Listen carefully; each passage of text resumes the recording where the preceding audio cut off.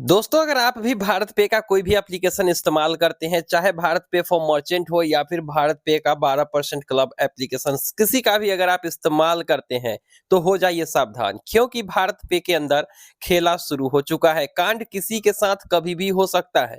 अब मैं ऐसा क्यों कह रहा हूँ, ये आगे आपको पता चल जाएगा। बस एक बार वीडियो को पूरा देख लीजिए, फिर आप कहेंगे कि मैंने सच बोला है। ठीक है, तो चलिए, सबसे बड़ी बात यहाँ पर यह है कि भारत पे के चाहे 12% क्लब एप्लीकेशन हो या फिर भारत पे फॉर मर्चेंट हो, यूजर्स के अकाउंट ब्लॉक हो रहे हैं। जितना आसान है यहाँ पर इन्वेस्टमेंट करना, पैसे लगाना, उतना ही मुश्किल है अकाउंट अनब्लॉक करवाना। जी हाँ दोस्तों, 2 महीना 2.5 महीना उससे ऊपर लग सकता है। और अकाउंट जो अनब्लॉक करने का प्रोसेस है ना, वो सुन के तो आपका माथा ठनक जाएगा। थोड़ा देखिए इस वीडियो को ध्यान से।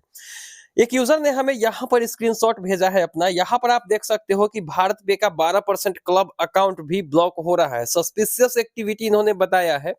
अब सस्पिशियस एक्टिविटी दोस्तों, आप सोचिए इसमें क्या हो सकती है। हम अपने अकाउंट से पैसा ऐड करते हैं, उस पर जो है हमें ब्याज मिलता है 4 दिन बाद। और इसमें सस्पिशियस एक्टिविटी क्या हो सकती है, ये आप समझिए इसको। P2P लेंडिंग हमेशा रिस्की होता है, ये सबको मालूम है, लेकिन इस तरीके से अकाउंट ब्लॉक होगा। और अनब्लॉक कराने के तरीके अगर मैं बताऊं ना आपको, तो आप कहेंगे कि वाह क्या बात है। ये कहते हैं कि आपके पास, आपके ऊपर क्राइम हुआ है, केस हुआ है, क्रिमिनल केस, और आपको कोई ना कोई नंबर दे देगा यहाँ पर मेल के जरिए, अगर कॉन्टेक्ट करते हैं उनसे तो, और बताएगा कि हमको चाहिए मेल क्लियरेंस, यहाँ से थाने से क्लियरेंस चाहिए, आपके ऊपर साइबर केस हुआ है। और ये एक यूजर के साथ नहीं होता है दोस्तों, बहुत से यूजर्स के साथ यही हो रही है। किसी का गुजरात में केस हो जा रहा है, किसी का कर्नाटका में हो जा रहा है। मतलब कर क्या रहा है भारत पे, ये मेरी समझ में नहीं आ रहा है। अगर किसी के ऊपर क्रिमिनल केस भी हो रही है, अगर क्रिमिनल केस आपके ऊपर हुआ है, तो लोकल थाने में केस आती है। उसके बाद अगर वो फाइनेंस से रिलेटेड है, तो लोकल थाना आपके ब्रांच को कॉन्टेक्ट करके आपके अकाउंट को ब्लॉक करवाती है कि आपके अकाउंट से लेन देन ना हो सके, जब तक इन्वेस्टिगेशन पूरा न हो जाए। लेकिन भारत पे का इन्वेस्टमेंट अकाउंट ब्लॉक हो रहा है, ये तो मेरे समझ में नहीं आ रहा है। अगर आप लोगों के समझ में आ रही है, तो आप लोग हमें कमेंट सेक्शन में जरूर बताइए।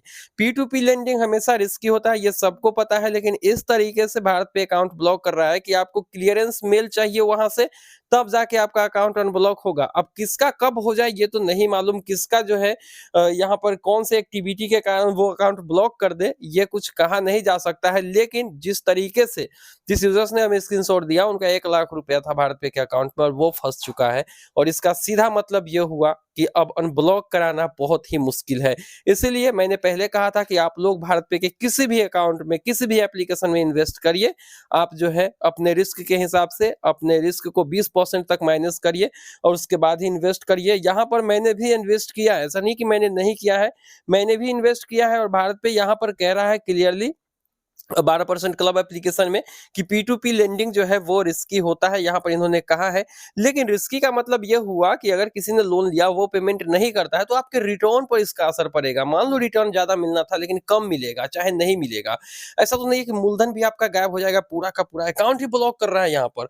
अगर मैं आपको बताऊं, तो यहाँ पे आप देख सकते हो मैंने जो इन्वेस्टमेंट किया वो कुछ इस तरीके से है। लेकिन अभी लाइव में विड्रॉल यहाँ पे करके आपको दिखा रहा हूँ, क्योंकि धीरे धीरे हम पूरा इन्वेस्टमेंट यहाँ पर विड्रॉल करने वाले हैं। चूंकि मैं किसी भी तरीके से रिस्क लेना नहीं चाहता हूँ। हो सकता है आपका अकाउंट अनब्लॉक, आपका अकाउंट ब्लॉक ना हुआ हो, आप 1.5 साल 2 साल 5 महीना 6 महीना से लगा रहे हो, लेकिन अगर ब्लॉक हो गया तो क्या। आप किसी, जिस साइबर क्राइम का ये नाम लेगा, वहां से आप मेल लीजिए क्लियरेंस का कि आपके ऊपर केस नहीं हुआ, और केस आईडी वगैरह सब कुछ ये देता है। तो इससे बेहतर है कि हम जो है 12% इनकम ना करके कुछ स्मॉल फाइनेंस बैंक में लगा दे, जहां पर 8% तक के फिक्स डिपॉजिट पे रिटर्न मिलती है। तो जहां आपको साल में 12,000 मिलना था, वहां पर 8,000 मिलेगा। लेकिन मिलेगा, इस बात की गारंटी है, क्योंकि 5 लाख रुपए तक तो किसी भी बैंक में आपका पैसा सेफ होता है, वो इंश्योर्ड होता है। तो बेहतर होगा कि आप इस तरीके के एप्लीकेशन के चक्कर में ना पड़े, और अपना इन्वेस्टमेंट कहीं सेफ जगह करें। या फिर इससे बेहतर है कि म्यूचुअल फंड में लगाइए, या फिर आप स्टॉक मार्केट के बारे में ज्ञान हासिल करके वहां पर भी अच्छी खासी अर्निंग कर सकते हो। लेकिन मैं किसी भी तरीके से न भारत पे को रिकमेंड करूंगा, और ना ही स्टॉक मार्केट, ना ही म्यूचुअल फंड। वो अपने रिस्क के हिसाब से आप करिए।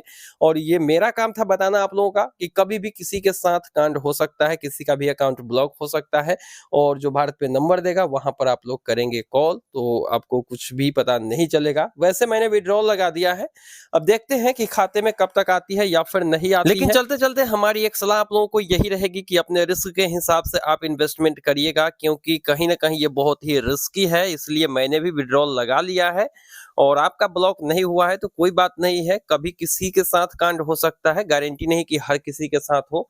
तो बाकी अपना रिस्क आप मैनेज करिए। मिलते हैं हम किसी नई वीडियो में, दीजिए इजाजत। Thank you.